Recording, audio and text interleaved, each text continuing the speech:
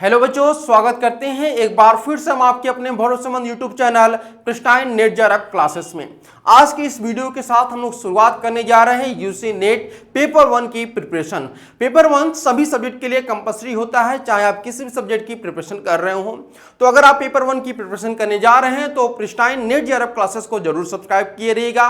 तो आज की जो हम लोग की सेशन शुरुआत होगी, इसमें हम लोग बात करेंगे कि अगर आप पेपर 1 में अपियर होने जा रहे हैं तो आपकी जो है एलिजिबिलिटी क्राइटेरिया क्या रहेगा, सिलेबस पेपर 1 का क्या होगा, स्ट्रेटेजी क्या होनी चाहिए, क्या बदलाव हुए हैं 2024 के बाद 2025 में, किस प्रकार से पेपर 1 का आपका अप्रोच होना चाहिए, ये सारी इंफॉर्मेशन हम लोग इस वीडियो में देने जा रहे हैं। तो सबसे पहले हम यहां पर एलिजिबिलिटी क्राइटेरिया की बात करते हैं कि क्या एलिजिबिलिटी क्राइटेरिया होनी चाहिए। एक बात यहां पर ध्यान दीजिए कि ये जो एलिजिबिलिटी क्राइटेरिया बताई जा रही है ये पेपर 1 एंड पेपर 2 सभी के लिए आपकी ये बताई जा रही है, ठीक है, ध्यान रखिएगा।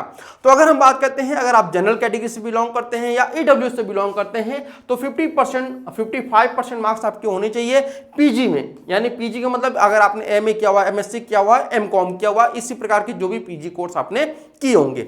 और अगर आप ओबीसी या एससी या एसटी या फिर पीडब्ल्यूडी कैंडिडेट्स होंगे तो आपको 50% मार्क्स आपके एटलीस्ट होने चाहिए, किसमें, पीजी में, ठीक है।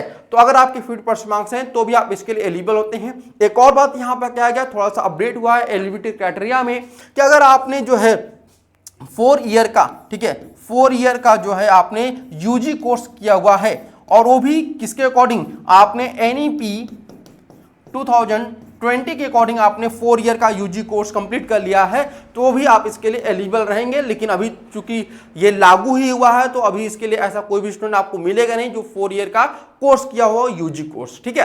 तो चलिए आगे बढ़ते हैं। एलिजिबिलिटी क्राइटेरिया के बाद हम यहाँ पे बात करेंगे पेपर 1 का पैटर्न क्या होता है। तो पेपर 1 जो है आप सभी को पता है कि सबके लिए कंपलसरी होता है। तो इसका जो टाइप होता है आपका क्या होता है, कॉमन फॉर ऑल, ये सभी के लिए कंपलसरी होता है।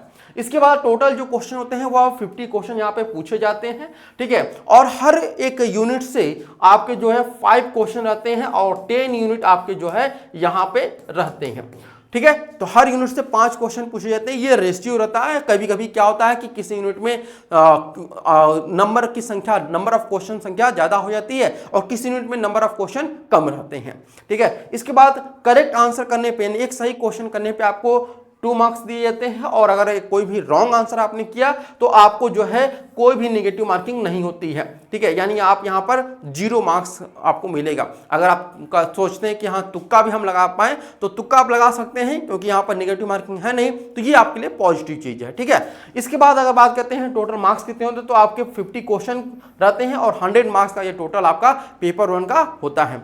और अगर एक बात ध्यान रखिए, अगर आपको जीआरएफ लेना है, ठीक है, अगर आपको जीआरएफ चाहिए तो पेपर 1 में जो है आपको अच्छे नंबर लाने ही पड़ेंगे क्योंकि आपको पेपर 2 में जितना भी मेहनत कर लीजिए आपके 100 में से कम 60 से 70 क्वेश्चन ही सही होते हैं। बाकी उसके लिए आपको 30 क्वेश्चन कम से कम यहां पर सही होने चाहिए, 25 से 30, तो आपका जीआरएफ अच्छे से निकल जाएगा, फिर उसमें कोई डाउट नहीं रहेगा।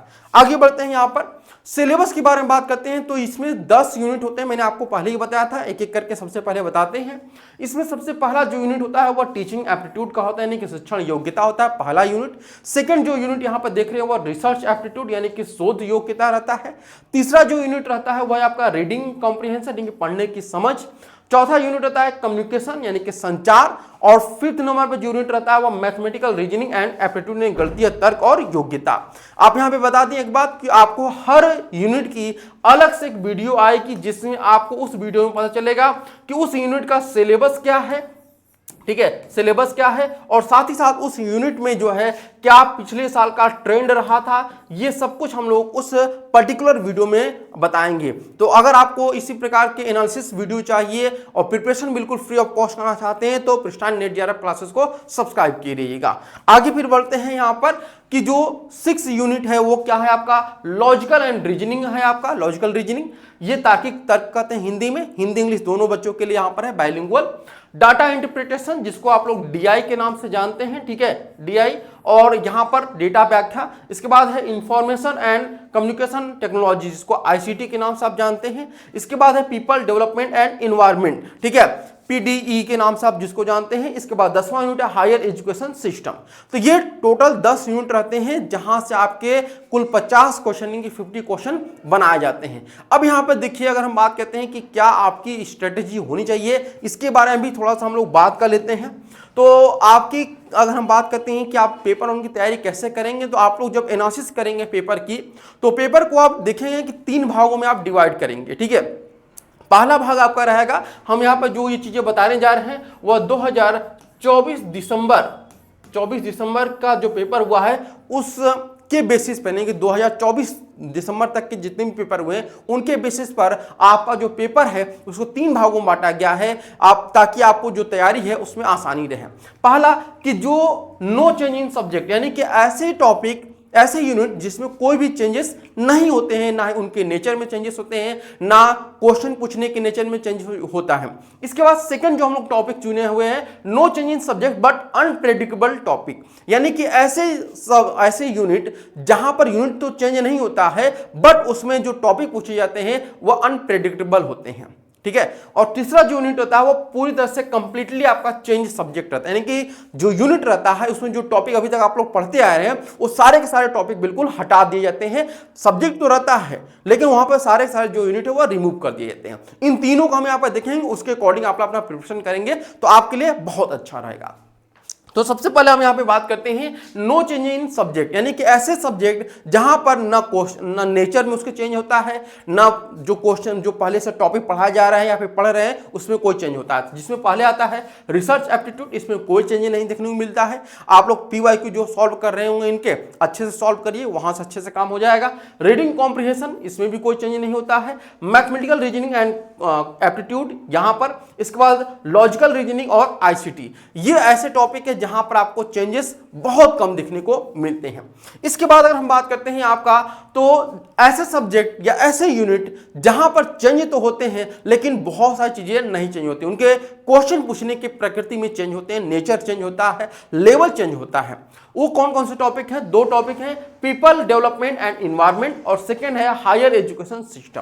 ये ऐसे टॉपिक हैं जहां पर इसके जो क्वेश्चन है पूछने का नेचर भी आपका चेंज होता है। आप लोग पेपर के जो एनालिसिस करेंगे तो आपको खुद ही समझ में आएगा, अगर आप अच्छे से समझ में आते हैं तो। इसके बाद आपका है टीचिंग एप्टीट्यूड और कम्युनिकेशन। ये 2 ऐसे टॉपिक हैं जहां पर जो चीजें आप लोग पहले से पढ़ते आ रहे हैं, ठीक है, इसमें बहुत सारा जो चेंजेस है वो आपको देखने को मिल रहा होगा, ठीक है। तो आई होप आप लोग को इसमें तो हम लोग कह सकते हैं कि जो कम्युनिकेशन है यहाँ पर हम लोगों ने चर्चा भी किया था इसमें, ठीक है, कम्युनिकेशन में हम लोगों ने चर्चा भी किया हुआ था। तो ये देखिए कॉम्प्रिहेंशन है और वो क्या है आपका कम्युनिकेशन है। तो कम्युनिकेशन वाला जो टॉपिक होगा इसमें आपको ध्यान देना है कि टीचिंग एप्टीट्यूड और कम्युनिकेशन, इसमें जो पहले से आप टॉपिक पढ़ते आ रहे हैं उससे अब जो है बहुत ज़्यादा चेंजेस आपको देखने को मिल रहे हैं। जैसे टीचिंग एप्टीट्यूड में आप देखेंगे तो ब्लूम के जो नियम वगैरह थे वो आप बहुत कम पूछ रहे हैं, अब जो है बहुत ज़्यादा अलग अलग नियम पूछ रहे हैं। आज के समय में कि जो नई नई चीज़ें हो रही हैं टीचिंग एप्टीट्यूड से संबंधित वो पूछे जा रहे हैं, ठीक है। तो आई होप आप लोग की सारी जो यहाँ पर क्वेश्चन थे पेपर 1 को लेकर के जो डाउट थे वो सॉल्व हो गए होंगे। अगर वीडियो पसंद आया तो इसको लाइक, शेयर और सब्सक्राइब करना ना भूलिएगा। Thank you so much for watching this video.